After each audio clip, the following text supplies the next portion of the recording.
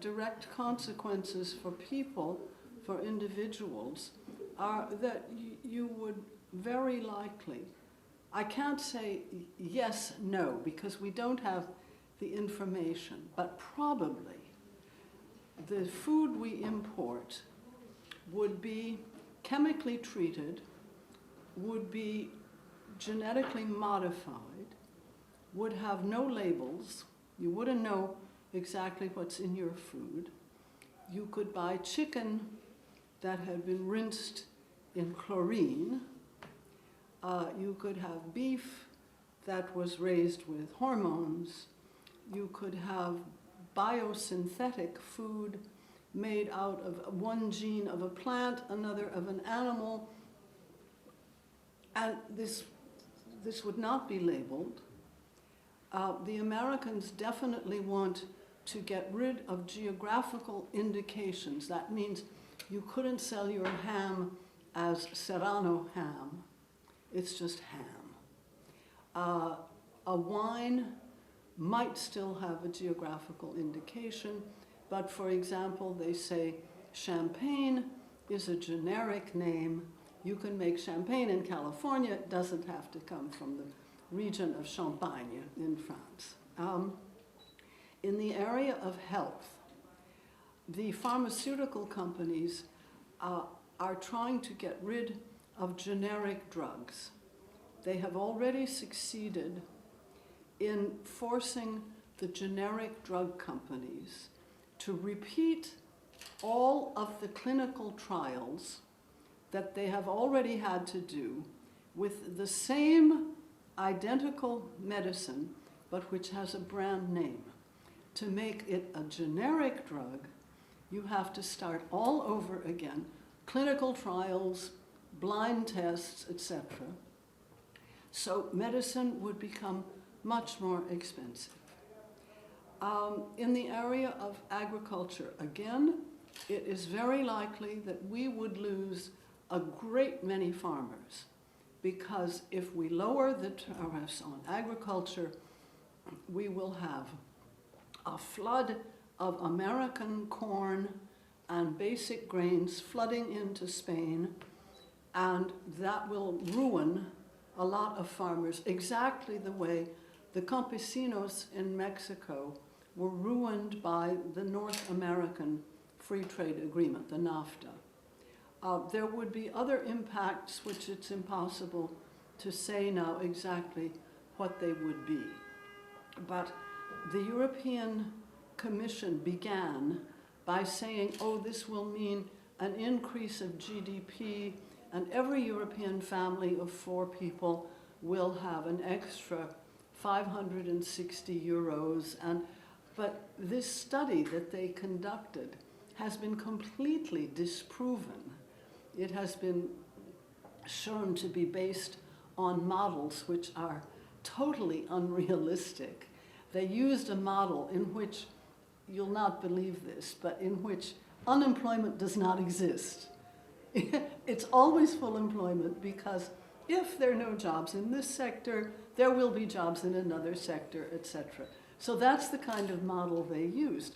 In fact, other economists have shown that this would be costly in jobs. We would lose even more jobs than now, and that it would not be beneficial, or beneficial in such a marginal way, and after 20 years, that it wouldn't make much difference at all. But at the same time, it is a gift to transnational corporations, and that is what the TTIP is about. It is about giving corporations the freedom to sue governments if they don't like a law that the government has passed. We have a lot of examples now, because in hundreds of bilateral treaties, this private judiciary system exists. And for example, the government of Egypt raised the minimum wage, and a company, important company, Veolia from France, sued them because they will have to pay their workers more. This case has not been decided yet, but one case that has been decided is, for example, Ecuador, which refused that an American petroleum company could drill in a particular region where they said this is a protected area and you cannot drill here. And the company said, we sue you, and they won. And they have a fine on Ecuador of $1.8 billion, which is a lot of money for a small and fairly weak country. So we would have a privatized judiciary where investors could sue governments for any law that they said is harming their profits.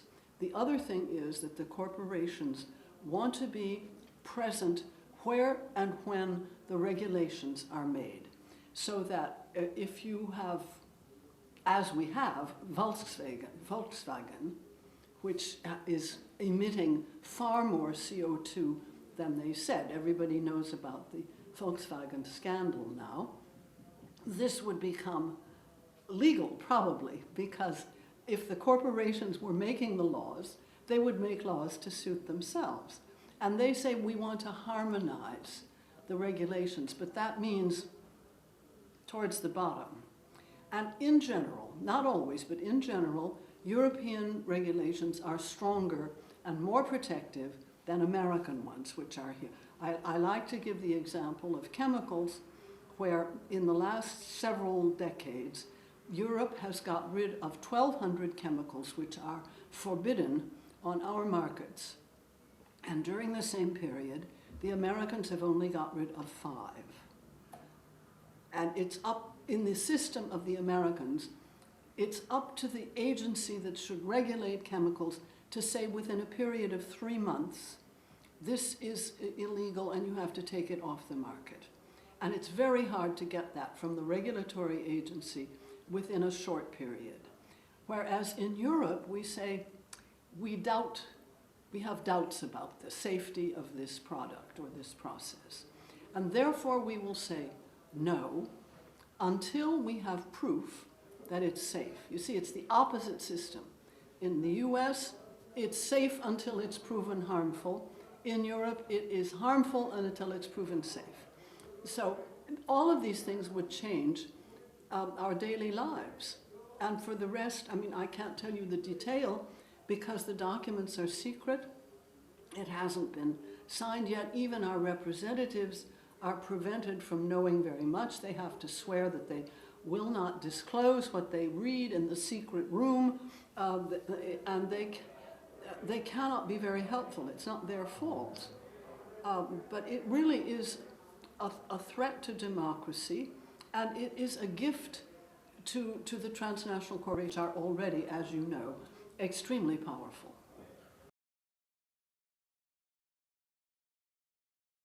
They don't have the power, but they have a lot of symbolic power. Ada Colau just had a meeting in Barcelona of many cities and regions that have declared themselves as TTIP-free zones. And that is symbolically powerful. It doesn't mean that they could really escape if the Spanish government signed, but it does mean that there is a significant political opposition, and this has to be heard in Europe, and it has to be heard in the United States. So France has a lot of areas.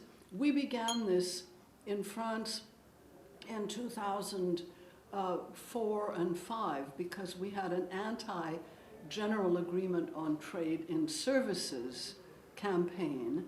The GATS, General Agreement on Trade and Services, was part of the World Trade Organization negotiations, and they wanted to put many more services, including public services, into the World Trade Organization treaty. And we defeated that by having a campaign where more than 1,000 French organizations of a municipal or regional level said we are a GATS-free zone. And this has been picked up again now for the TTIP. So I think it's a movement which should be encouraged all over.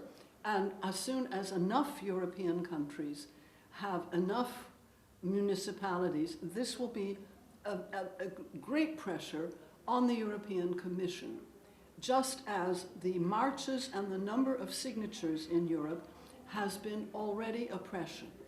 We have 3.4 million signatures from all over Europe against this treaty. So this shows that citizens are aware, and it is the first time that Western, Central, and Eastern Europe have been together on an issue. 21 countries reached their quotas as set by the European Union to say no to the CETA, the agreement with Canada, and also on the TTIP. So that's a good sign. We're making progress.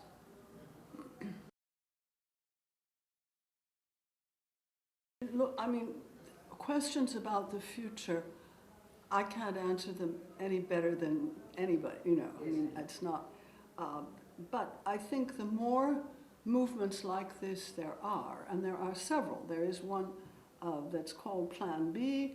There is Varoufakis with the DM, the Democracy in Europe movement. There are other efforts now. There's young people gathering in France, and they're being for the Nuit Debout, and they're being imitated in other countries. And the more, the better, because Europe is really in a crisis. We don't feel we can trust the Commission. We feel that it's anti-democratic, not just there's a democratic deficit, but there is an anti-democratic policy to stop listening to what people say. So the more movements like this, the better it is.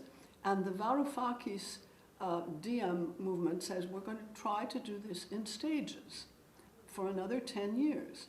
First, we have to get rid of the secrecy, because we are kept in the dark about European plans, and citizens need to be informed. So the first thing is to get rid of the opacity of the way we are governed. It's very important also to have a democratically organized Europe, because right now the president of the Eurogroup, Mr. Jeroen Dijsselbloem, is not elected. Mr. Mario Draghi, head of the central bank, is not elected. Mr. Juncker is elected in a very indirect way.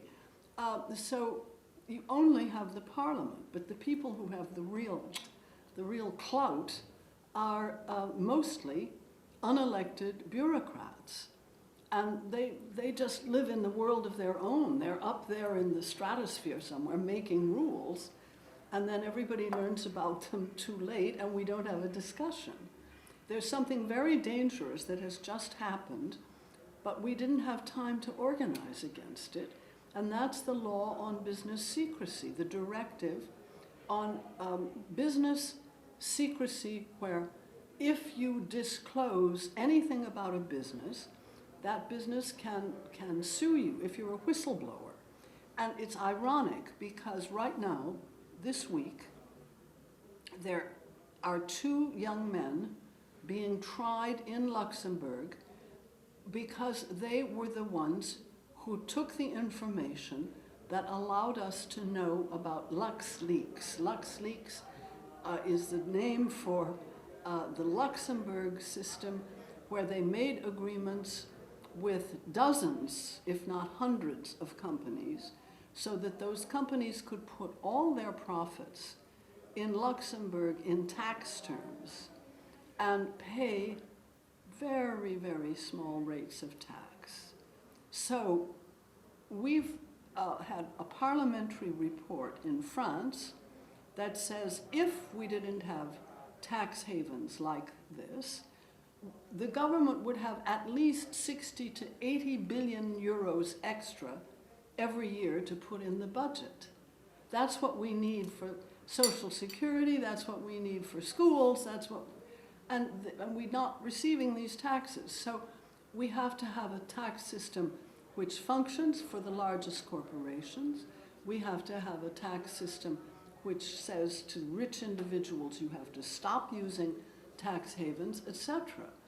Because citizens are being told, well, you have to pay, and we do because we have a fixed address. We're not using the Cayman Islands for to where put our money. So any movement, I think, that's fighting against this secrecy, that is fighting against this arbitrary way of governing us and allowing all kinds of rich people and rich firms to escape their share of the upkeep of Europe, of the tax base, those are good things to have, and the more the better.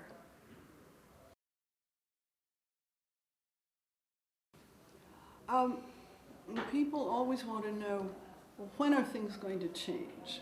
And that's a question I can't answer. But what I try to explain is there's a concept in science which is called self-organized criticality. That sounds complicated. It's not very complicated. What it means is that a system in science, it can be as simple as a sand pile. It is constantly receiving inputs from the outside world. So let's say we've got a sand pile here. It's high like that, and there's a grain of sand that's dropping all the time. And at some point, which you can't say, I can't say, at some point this extra grain of sand, sorry, you can't predict and I can't predict, at some point this grain of sand, next one, is going to make an avalanche. And the whole system will have to be reconfigured. It won't look the same. And I see no reason why this should not be the case in politics and in societies. So when people say, but I'm just one person, what can I do? And I can say, join a group and help that group to be one element, the grain of sand, that makes the whole system collapse. And we can't say when that will happen. But we do know that an extra something, it could be in the Arctic, Antarctic, there is just 1/100th of a degree more in warming, which makes a part of the iceberg cleave off, and the iceberg is no longer there, and the whole thing begins to melt. So every physical system is like that, and I believe human systems are like that as well. And that's why I argue that we need you, whatever your profession is, we need that extra television broadcast, we need that extra article in the newspaper, we need that extra organization which will bring their group together, and somebody says something, and suddenly the politicians understand, suddenly the system reconfigures itself. So that's what self-organized criticality is in the political sphere.